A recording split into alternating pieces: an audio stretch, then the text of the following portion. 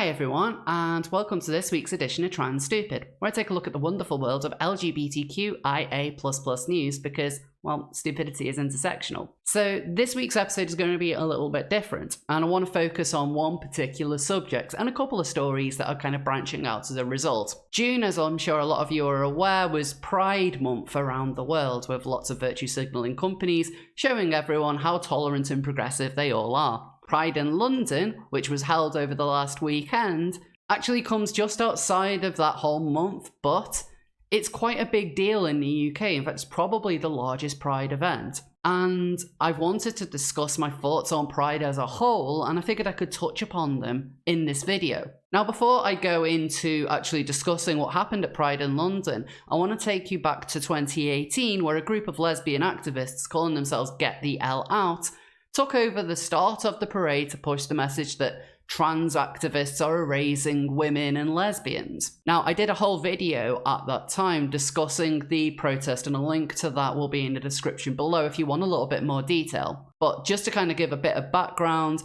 a lot of trans people said they felt attacked as a result, and that Pride was no longer a safe and welcoming place for trans people.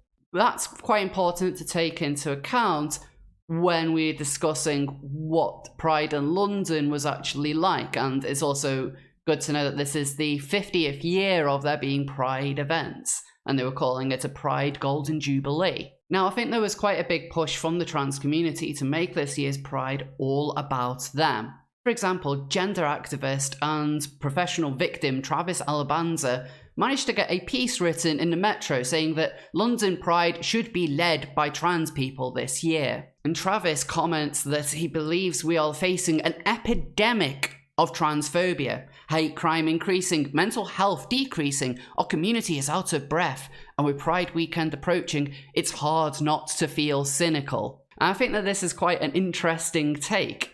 Travis is someone who is just an artist and hasn't really done much besides telling everyone how victimized they are. And Travis references a BBC report on there being a massive rise in transphobic hate crimes. But this ignores the fact that you have police organisations like in Yorkshire, where they've been very heavy-handed, and obviously so, with people being reported to the police just for retweeting limericks.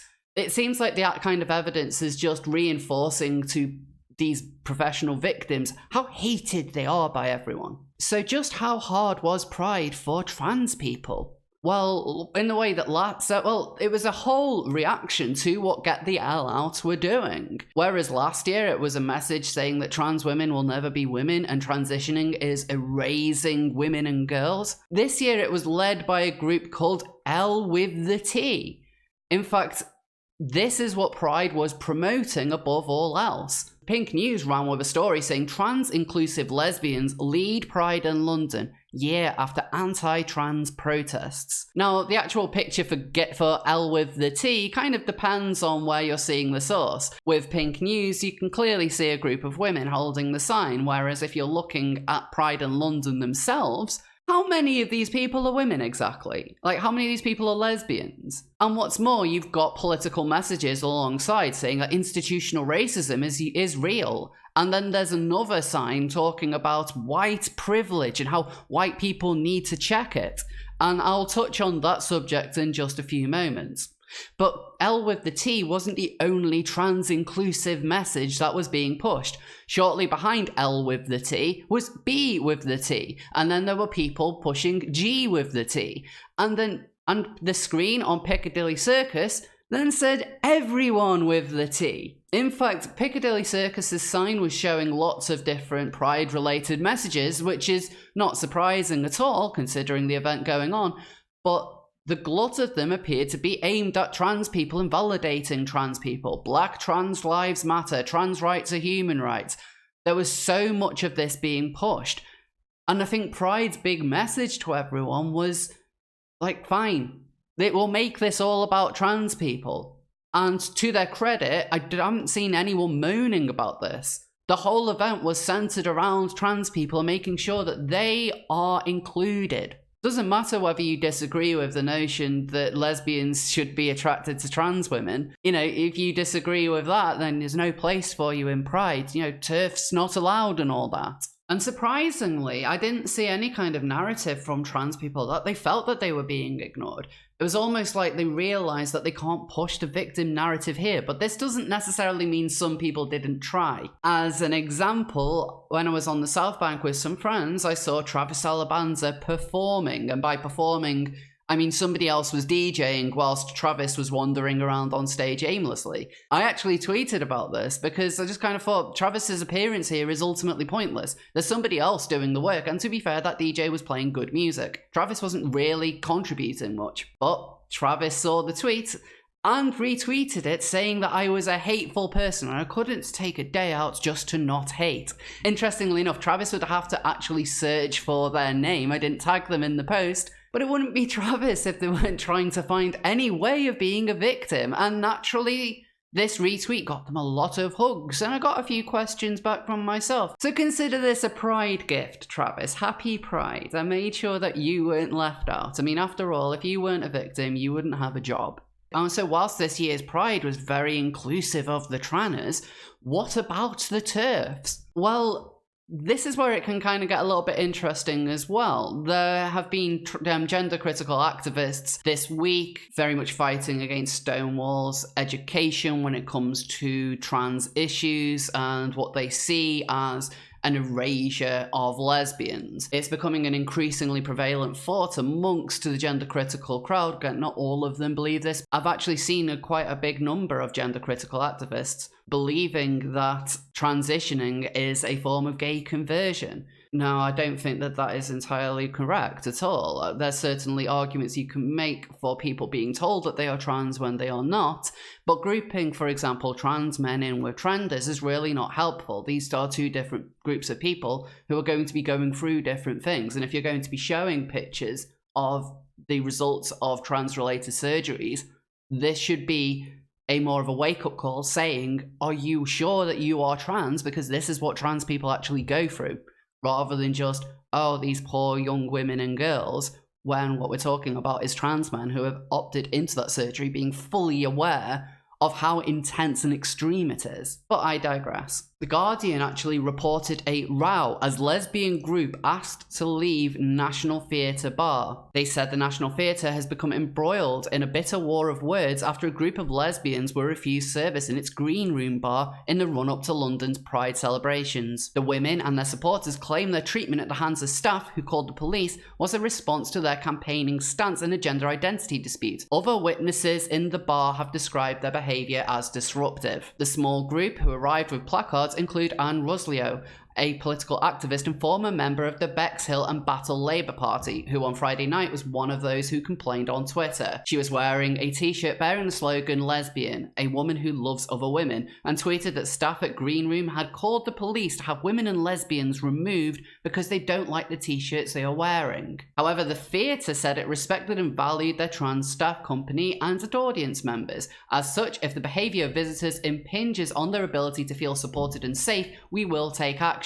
So what we effectively have is two sides of the same story, with both groups ultimately feeling a little bit victimized here. There isn't really any footage of what was discussed, so I don't want to take any sides in this because we simply aren't going to know. It would concern me, however, if people are being removed just for having a particular view but not enforcing it on people. Provided they are not shouting at people in there saying that they are wrong and stupid. If they're doing that to members of staff, then that's absolutely reprehensible. But I'm not so sure whether that is ultimately what happened or not. But I now want to discuss some of the political messages that were at Pride, and ultimately this is where I kind of discuss a little bit more of my thoughts on what Pride is as a movement. Now, one of the big narratives which people like Travis are pushing is that transphobia is at an all-time high, and that trans people, LGBT people, were constantly being attacked. But is this really the case? Look at the people who turn up at Pride. Look at the amount of businesses. Look at the local governments, political parties,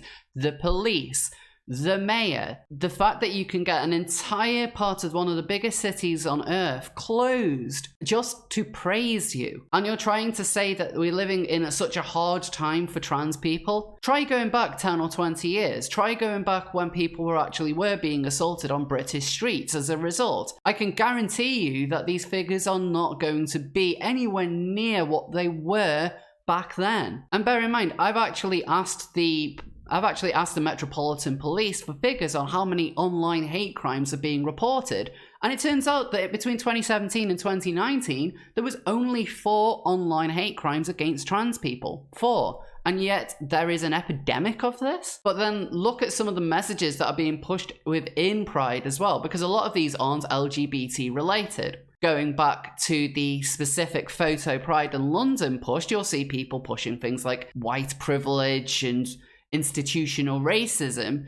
which aren't actually LGBT issues. I know the whole intersectionality means that every issue is an every issue thing, but these are separate. And you don't necessarily need to be believing one or the other just because that you are LGBT. But what's more amazing is particular signs saying things like capitalism kills. Amazingly, the whole movement for LGBT people actually started in capitalist countries like the United States. Interesting that the socialist states never really pushed any of this.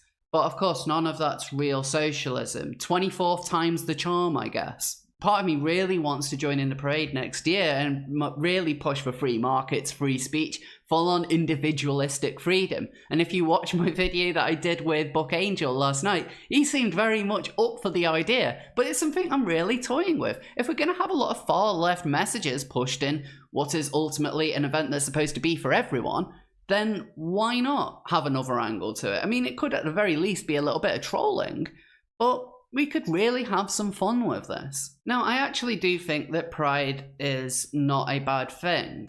I'm actually quite for the idea of people want to celebrate the achievements that LGBT people have had or the struggles that people have had to overcome. Bear in mind, it's still not the easiest thing in the world to come out as LGBT, although recognizably we have made many progresses over the recent decades. I've no issue with people coming together and doing this, and in fact, I actually quite enjoy going to Pride. It can be a bit of a laugh.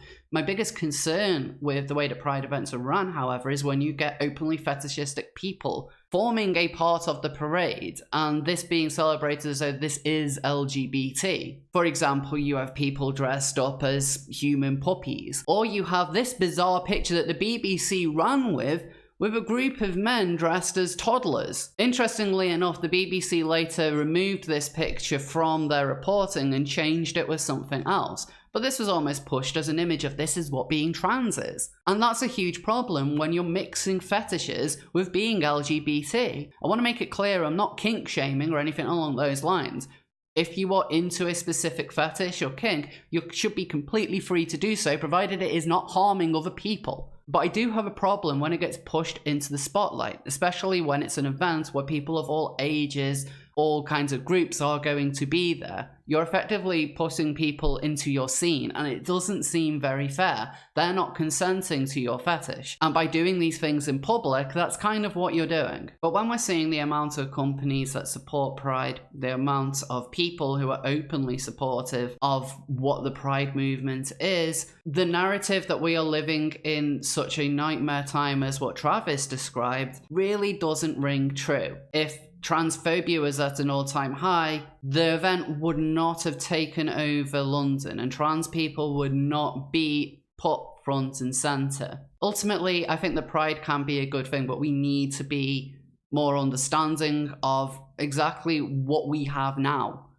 That we aren't quite as oppressed as what you would have made us out to be. And we have made successes. And in fact, that should be the whole celebration. It's like, look at what we've achieved. Now, that's not to say that everything is perfect, especially around the world where you have countries in which homosexuality is illegal. And I've no issue with that being highlighted at all. In fact, that is a really good cause to highlight. But don't pretend that we're still living in the Stone Ages when it comes to attitudes in the UK. It's simply not true. But what are your thoughts on Pride or what I've covered this week? I will be covering more current news stories next week, so please let me know what you think in the comments. As I mentioned earlier, there is a video that I did.